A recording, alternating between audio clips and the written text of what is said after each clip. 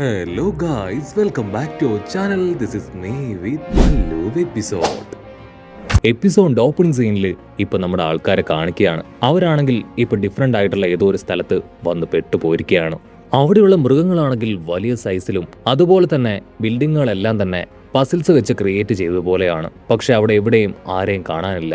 ഉടനെ സോറോ ആണെങ്കിൽ അടുത്ത് എവിടെയെങ്കിലും ആളുകളുണ്ടോ, എന്തെങ്കിലും ഇൻഫർമേഷൻ കളക്ട് ചെയ്യാൻ പറ്റുമോ നോക്കിയിട്ട് വരാമെന്ന് പറഞ്ഞ് അങ്ങനെ നടന്നു പോകും. അത് കണ്ട് ഉസോപ്പ് ആണെങ്കിൽ തലയ്ക്ക് കൈ കൊടുക്കും. കാരണം സോറോയോട് തെക്കോട്ട് പോകാൻ പറഞ്ഞ അവൻ വടക്കോട്ട് പോകും. അതുകൊണ്ട് തന്നെ ഉസോപ്പ് ആണെങ്കിൽ ദേഷ്യപ്പെട്ട് പറയും, യു ആർ അൺബിലീവബിൾ. നീ ഇപ്പോ എവിടേക്കും ഒന്നും നോക്കാനായിട്ട് പോകണ്ട, തൽക്കാലം നീ ഇവിടെ നിൽക്ക്, ഞങ്ങളിൽ ആരെങ്കിലും പോയി അന്വേഷിക്കാന്ന് പറഞ്ഞ് അവനെ ചീത്ത പറയാണ്. സോറോയ്ക്കാണെങ്കിൽ ഉസോപ്പിന്റെ ആ ഒരു സംസാരം അതൊട്ടും ഇഷ്ടപ്പെടില്ല. നമ്മളെല്ലാവരും ഒരേ ഡയറക്ഷനിലേക്കല്ലേ പോകുന്നത്, അങ്ങനെയാണെങ്കിൽ എല്ലാവർക്കും ഒരുമിച്ച് പോവാലോ, സോ ഞാനും നിങ്ങളോടൊപ്പം വരുമെന്ന് പറയും. ഇവിടെ ലൂഫി ആണെങ്കിൽ കാഷ്വലായിട്ട് എനിക്ക് ഇവിടെ കണ്ട മൃഗങ്ങളെല്ലാം ഒരുപാട് ഇഷ്ടപ്പെട്ടു, അതിന് ടേസ്റ്റ് വേറെ ലെവലാണ്. സത്യത്തിൽ ആ സിംഹം പൂച്ചയായി മാറിയ സാധനം അതിന് കിട്ടുകയാണെങ്കിൽ പൊരിച്ചടിക്കാമായിരുന്നു എന്ന് പറയും. അത് കേട്ട് ഉസോപ്പ് പറയും, അത് സിംഹമല്ല, അത് യഥാർത്ഥത്തിൽ പൂച്ചയായിരുന്നു, അത് സിംഹമായിട്ട് ട്രാൻസ്ഫോം ആയതാണ്. ആണെങ്കിൽ തർക്കിക്കും. അങ്ങനെ അവർ രണ്ടുപേരും 150 പറഞ്ഞ് 100 പറഞ്ഞ് പൊരിഞ്ഞ തർക്കം. സോറയാണെങ്കിൽ അവരുടെ തർക്കം അവസാനിപ്പിച്ച് അവരോട് ദേഷ്യപ്പെട്ടു പറയും, അത് പൂച്ചയാണെങ്കിലും സിംഹമാണെങ്കിലും ഒരു കുഴപ്പമില്ല, നിങ്ങളിപ്പോ വെറുതെ അതിനെക്കുറിച്ച് സംസാരിക്കാതെ എത്രയും വേഗം ആരെങ്കിലും കണ്ടെത്താൻ പറ്റുമോ നോക്ക്, നമ്മുടെ ടീംമേറ്റ്സിനെ എത്രയും വേഗം കണ്ടെത്തിയേ പറ്റൂ.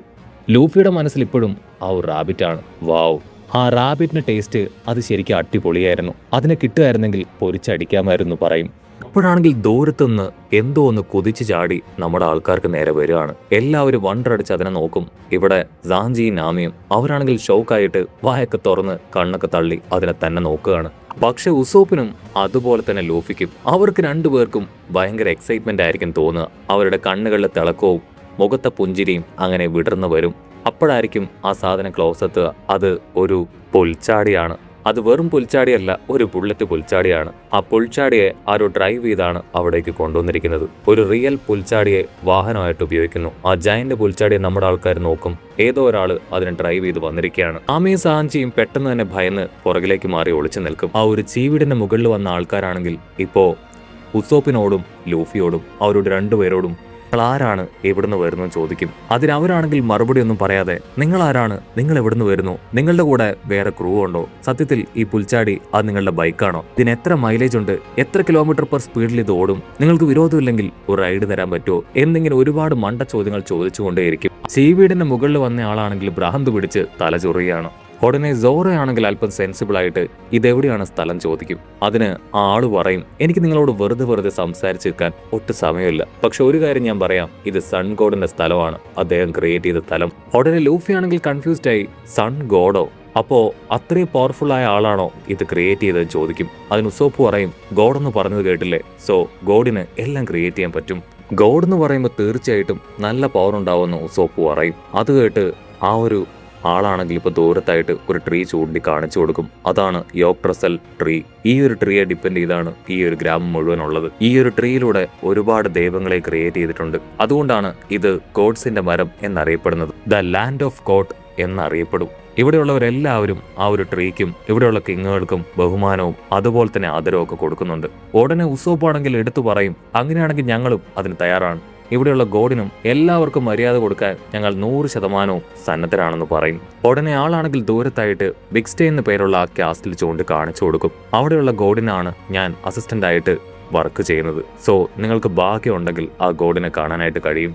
നമ്മുടെ ആൾക്കാരാണെങ്കിൽ വണ്ടടിച്ച് ഫേസ് ടു ഫേസ് നോക്കും. ഈ ഒരു കാസ്റ്റിൽ ആൾക്കാരുണ്ടോ, ഞങ്ങൾ ആ കാസ്റ്റിൽ നിന്നാണ് പുറത്തേക്ക് വന്നത്.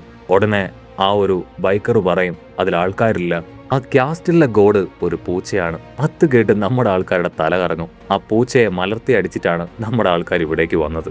ലൂഫി ആണെങ്കിൽ സത്യസന്ധമായിട്ട് സോറി, ഞങ്ങൾ അതിനെ തല്ലി കൊന്നു എന്ന് പറയുന്ന അടുത്ത നിമിഷം ഉസോപ്പ് ആണെങ്കിൽ വാപത്തും, ഇവൻ എപ്പോഴും ഇങ്ങനെയാണ്, മണ്ടത്തരങ്ങൾ പറഞ്ഞുകൊണ്ടേയിരിക്കുന്നു പറയും. ബുള്ളറ്റ് മാൻ ആണെങ്കിൽ നിർത്താതെ രണ്ടാമത്തെ ഗോഡ് അതൊരു റാറ്റ് ആണെന്ന് പറയും. നാമി ആണെങ്കിൽ അത് കേട്ട് ഞാൻ അതിനെ കണ്ടിട്ട് പോലുമില്ല, അതെങ്ങനെ ഇരിക്കും ചോദിക്കുകയാണ്. ഉടനെ ബൈക്കർ ആണെങ്കിൽ തല താഴ്ത്തി, ഞങ്ങളുടെ മൂന്നാമത്തെ ഗോഡ് റാബിറ്റ്, അതിനെ ആരോ തീ കൊളുത്തിയെന്ന് അറിയാൻ കഴിഞ്ഞു, അതിൽ ഞങ്ങൾ ആകെ വിഷമിച്ചിരിക്കുകയാണ്. ലൂഫി ആണെങ്കിൽ ഉസോപ്പിന്റെ കൈ തട്ടി മാറ്റി, ഞാനാണ് അതിനെ ഫ്രൈ അടിച്ച് തിന്നതെന്ന് പറയും. അത് കേട്ട് ഉസോപ്പ് പറയും, ഇവൻ എപ്പോഴും ഇങ്ങനെ തന്നെയാണ്, കിറുക്കായിട്ട് സംസാരിക്കും, ഒരപ്പിരി ഇവനെ ലൂസാണെന്ന് പറയും. ഇവിടെ ബാക്കിയുള്ള നമ്മുടെ ആൾക്കാർ 3 പേരും അവറ്റകളെ ഒന്നും കാണാത്തതുപോലെ ഒരു നിഷ്കളങ്കമായ എക്സ്പ്രഷനൊക്കെ കൊടുത്ത് അങ്ങനെ നിൽക്കും. നമ്മുടെ ചെക്കന്മാരുടെ ഓസ്കാർ ആക്ടിങ് കണ്ട് ആ ബുള്ളറ്റ് മാൻ ആണെങ്കിലും അതിൽ നൈസായിട്ട് കൺവിൻസ്ഡ് ആവുകയാണ്.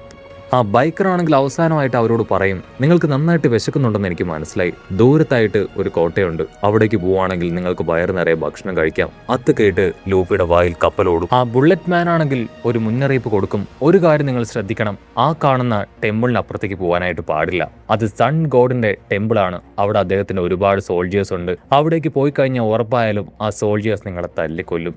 നാമി ആണെങ്കിൽ തലയ്ക്ക് കൈ കൊടുക്കും, എന്തിനാണ് ഇവൻ ആവശ്യമില്ലാത്ത കാര്യങ്ങളൊക്കെ പറയണേ. ലൂഫിക്കാണെങ്കിൽ സൺഗോഡിനെ അവനെ കാണാൻ ഒരു ആഗ്രഹം തോന്നും. അത്രയും വലിയ ഭയങ്കരനുണ്ടെങ്കിൽ എനിക്ക് അവനെ കാണണമെന്ന് അവൻ മനസ്സിലാലോചിച്ച് ഇപ്പൊ അവിടേക്ക് ഓടും. ഇവിടെ നാമി ആണെങ്കിൽ ആ ഒരു ബുള്ളറ്റ് മാനോട് മനസ്സിൽ സോറി പറയുന്ന രീതിയിൽ അങ്ങനെ ദയനീയമായിട്ട് നോക്കുകയാണ്. സോറോ ആണെങ്കിൽ ആദ്യം ലൂഫിയെ തടയാൻ പിന്നാലെ ഓടുമെങ്കിലും അതിനുശേഷമായിരിക്കും ആ ഒരു ബുള്ളറ്റ് മാൻ പറഞ്ഞ മറ്റൊരു കാര്യം ആലോചിക്കുക. അവിടെ പവർഫുൾ ആയിട്ടുള്ള ഒരുപാട് സോൾജിയേഴ്സ് ഉണ്ട് എന്നുള്ള കാര്യം. സോ അവരെ ഒന്ന് മീറ്റ് ചെയ്യണമെന്ന് ഇപ്പൊ സോറയ്ക്കും ചെറിയൊരു ആഗ്രഹം തോന്നും. ആഞ്ചിക്കാണെങ്കിൽ ഇതെല്ലാം കണ്ട് ചത്താ മതിയെന്നാവും. അവനാണെങ്കിൽ എങ്ങനെയാണ് നമ്മുടെ ചെക്കന്മാരെ കൺവിൻസ് ചെയ്യേണ്ടതെന്ന് അറിയില്ല. ഇവിടെ ബുള്ളറ്റ് മാൻ ആണെങ്കിൽ നമ്മുടെ ആൾക്കാരെ നോക്കും, ഇങ്ങനെ ഒരു പ്രാന്തന്മാരെ ഇതിനു മുൻപ് ഇവിടെ ഞാൻ കണ്ടിട്ടില്ലല്ലോ എന്ന് ചിന്തിച്ച് ആ കാസ്റ്റിലേക്ക് നോക്കും. അടുത്ത നിമിഷം തന്നെ കാസ്റ്റിന്റെ വലിയൊരു ഭാഗം അങ്ങനെ തകർന്ന് താഴേക്ക് വീഴുകയാണ്. ഓൾമോസ്റ്റ് ആ കാസ്റ്റിൽ മുഴുവനായിട്ടും നമ്മുടെ ആൾക്കാർ തകർത്ത് കളഞ്ഞിരിക്കുകയാണ്. ഇതാ ലൂഫിയെ കാണിക്കും, എനിക്ക് വലിയൊരു അഡ്വഞ്ചർ അതിപ്പോ തന്നെ സ്മെൽ ചെയ്യുന്നുണ്ട്, ഉറപ്പായാലും ഒരുപാട് സോൾജിയേഴ്സിനെയും സൺ ഗോഡിനെയും കാണണം, അവരുമായിട്ട് ഒരു കൈ പോരാടണം എന്നൊക്കെ പറഞ്ഞ് കണ്ണിൽ കാണുന്ന വഴിയിലൂടെ ഒക്കെ കയറി ഇറങ്ങി ഓടുകയാണ്. ഉസോപ്പും ടീമും ആണെങ്കിൽ ലൂഫിയെ വലിയ ഒച്ചത്തിൽ വിളിച്ചുകൊണ്ടേയിരിക്കും. നാമിയാണെങ്കിൽ ദേഷ്യപ്പെടും, നിങ്ങൾ ശബ്ദം ഉണ്ടാക്കി ഇവിടെയുള്ള മറ്റുള്ളവരെ കൂടെ ഇതൊന്നും അറിയിക്കേണ്ട ആവശ്യമില്ല, അവനൊന്ന് തീരുമാനിച്ചു കഴിഞ്ഞാൽ അതിൽ നിന്ന് പിന്നോട്ട് മാറില്ല എന്നുള്ള കാര്യം നിങ്ങൾക്കെല്ലാം അറിയാവുന്നതല്ലേ. ലൂഫി ആണെങ്കിൽ ചുറ്റും നോക്കും, സിമിലർ ആയിട്ടുള്ള പ്രദേശം തന്നെയാണ് അടുത്തുള്ള എല്ലാം തന്നെ, മാത്രമല്ല വളരെ നീളത്തിലാണ് അവിടെ സെറ്റ് ചെയ്ത് വെച്ചിരിക്കുന്നത്. അവൻ അതുവഴി ഓടി വരുമ്പോൾ ഓപ്പോസിറ്റ് നേരെ ആരോ ഓടി വരുന്നതായിട്ട് ലൂഫിക്ക് തോന്നുകയാണ്. എൽബോഫിലുള്ള ആരെയോ പോലെയാണ് ലൂഫിക്ക് തോന്നുക. ലൂഫി ആണെങ്കിൽ ക്യാഷ്ലായിട്ട് ഓപ്പോസിറ്റ് ആരാണെങ്കിൽ എനിക്കൊന്നുമില്ല എന്ന് പറഞ്ഞ് ലെഫ്റ്റിലേക്ക് അങ്ങനെ ടേൺ ചെയ്യും. അത് കണ്ട് ഓപ്പോസിറ്റ് ഉള്ള ആളും ലെഫ്റ്റിലേക്ക് ടേൺ ചെയ്യാണ്. അതൊരു കോയിൻസിഡന്റ് ആണെന്ന് കരുതി ലൂഫി റൈറ്റിലേക്ക് മാറുമ്പോൾ അവന് റൈറ്റിലേക്ക് മാറും. കൃഷ്ണനായ ലൂഫി ആണെങ്കിൽ വിളിച്ചു പറയും, നീ ആരാണെങ്കിലും എന്റെ വഴിയിൽ നിന്ന് മാറി നിൽക്കുന്നതാണ് നിനക്ക് എന്തുകൊണ്ടും നല്ലത്. ലൂഫി ആണെങ്കിൽ ഉഷാറായിട്ട് ഓടി വരുമ്പോൾ ഓപ്പോസിറ്റ് ഉള്ളവനും അങ്ങനെ ഓടി വരികയാണ്. ക്ലോസ് എത്തുമ്പോഴായിരിക്കും ഓപ്പോസിറ്റ് ഉള്ളത് ലൂഫി തന്നെയാണെന്ന് നമ്മുടെ ലൂഫി മനസ്സിലാക്കുക. അടുത്ത നിമിഷം രണ്ട് ലൂഫികളും കൂട്ടിയിടിക്കും. ആക്ച്വലി അത് ലൂഫി ആയിരുന്നില്ല, ഓപ്പോസിറ്റ് ഉള്ള ഒരു കണ്ണാടിയായിരുന്നു. ലൂഫി ആ കണ്ണാടിയിൽ ഇടിച്ച് ആ കണ്ണാടി തകർന്ന് ലൂഫി താഴേക്ക് വീഴും. ഓപ്പോസിറ്റ് ടൗണിലുണ്ടായിരുന്ന എല്ലാവരും അത് കാണും. അവിടെ ഉണ്ടായിരുന്നവരാണെങ്കിൽ വിളിച്ചു പറയും, ടെമ്പിളിനടുത്തുണ്ടായിരുന്ന സ്കൈ അത് തകർന്ന് വീണിരിക്കുകയാണ്, അതാരാണെന്ന് മനസ്സിലാവുന്നില്ലല്ലോ എന്ന് അവർ പറയുമ്പോഴായിരിക്കും നമ്മുടെ ആൾക്കാർ മനസ്സിലാക്കുക ആക്ച്വലി ചുറ്റും മുഴുവൻ മിററാണ്. അതുകൊണ്ടാണ് ഒരു ചെറിയ സ്ഥലം അത് വളരെ വലുതായിട്ട് എല്ലാവർക്കും തോന്നുന്നത്. ആ കണ്ണാടി തകർന്നപ്പോഴായിരിക്കും ഓപ്പോസിറ്റ് ഉള്ള കാഴ്ച നമ്മുടെ ആൾക്കാർ കാണുക. കേജ് പോലുള്ള എന്തോ ഒന്നിലാണ് അത് സെറ്റ് ചെയ്തിരിക്കുന്നത്. ഉസോപ്പാണെങ്കിൽ സോറയെ കെട്ടിപ്പിടിച്ച് പൊട്ടിക്കരയും, ഓ നോ, നമ്മൾ ചെയ്ത തെറ്റുകൊണ്ടാണ് നമ്മൾ ഇപ്രകാരം കേജിൽ പെട്ടുപോയത്. 2 ഗോഡുകളെ നമ്മൾ തല്ലിക്കൊന്നു, ഒരു ഗോഡിനെ നമ്മൾ വറുത്ത് പൊരിച്ച് ചിക്കൻ ഫ്രൈ ആയിട്ട് തിന്നു. സോറയാണെങ്കിൽ ദേഷ്യപ്പെട്ട് നീ കണ്ണു തുറന്ന് പുറത്തേക്ക് നോക്കാനായിട്ട് പറയും. അപ്പോഴായിരിക്കും ആ നെറ്റിന് പുറത്തായിട്ട് ഒരു തയ്യൽ മെഷീനും കുറച്ച് തുണികളൊക്കെ കാണുക. ആക്ച്വലി ഇതൊരു വലിയ ബോക്സ് ആണ്, അതിലിപ്പോ ഇവർ ലോക്കായി കിടക്കുകയാണ്. ഒരുപക്ഷെ എൽബോഫിലെ ആ ഒരു വലിയ കപ്പലില് ഇവരിങ്ങനെ ഒരു ബോക്സിൽ പെട്ടുപോയതാണോ എന്നും അവർക്ക് സംശയം തോന്നും. നമ്മുടെ ആൾക്കാർക്കാണെങ്കിൽ ഒരു കാര്യം ബോധ്യപ്പെടും, അവരെല്ലാവരും ഇപ്പോൾ ഒരു കേസിൽ ലോക്കായിട്ടാണ് ഇരിക്കുന്നത്. ആ സമയത്ത് ആരോ രക്ഷിക്കാൻ നിലവിളിക്കുന്ന ശബ്ദം അവർ കേൾക്കും, വളരെ ഫെമിലിയർ ആയ ശബ്ദം. ഉടനെ നമ്മുടെ ആൾക്കാർ ആ ശബ്ദം കേട്ട ഭാഗത്തേക്ക് പോകുന്നതോട് കൂടെ ഈ ഒരു എപ്പിസോഡും അവസാനിക്കുന്നു.